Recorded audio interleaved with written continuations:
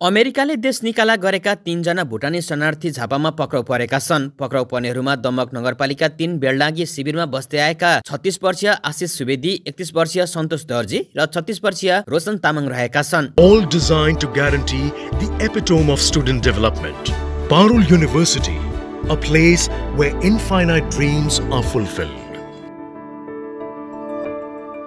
जिल्ला प्रहरी कार्यालय झापाका डीएसपी खगेन्द्र खड्काले शनिबार दिउँसो 2 बजे बेलडाँगी शिविरबाटै उनीहरूलाई पक्राउ गरिएको जानकारी दिएका छन्। अमेरिकाले उनीहरूलाई भुटान फिर्ता पठाएको थियो, तर उनीहरू भुटान नगई पुनः नेपाल आएको बेलडाँगी शिविरमा बसेका थिए। प्रहरीको प्रारम्भिक अनुमान अनुसार उनीहरू झापाको सीमा नाकाबाट अवैध रूपमा नेपाल प्रवेश गरेका हुन्। प्रहरीका अनुसार अमेरिकाबाट फिर्ता पठाइएका भुटानीहरू विभिन्न देश हुँदै भारत आइपुगेका थिए। भारतमा रहेका भुटानी शरणार्थीहरू नेपाल प्रवेश गर्न खोजिरहेको सूचना पाएपछि प्रहरी र प्रशासनले सीमा क्षेत्रमा निगरानी बढाएको थियो। पक्राउ परेका 3 जनालाई आवश्यक कानुनी कारबाहीका लागि अध्यागमन कार्यालय काँक्राभिट्टामा बुझाइसकिएको डीएसपी खड्काले बताउनु भयो। भारतले पनि भुटानी शरणार्थीलाई आफ्नो देशमा शरण नदिने निर्णय गरेपछि उनीहरू नेपाल प्रवेश गर्न खोजिरहेका थिए। यसै कारण सशस्त्र प्रहरीले समेत सीमा क्षेत्रमा उच्च सुरक्षा सतर्कता अपनाएको छ।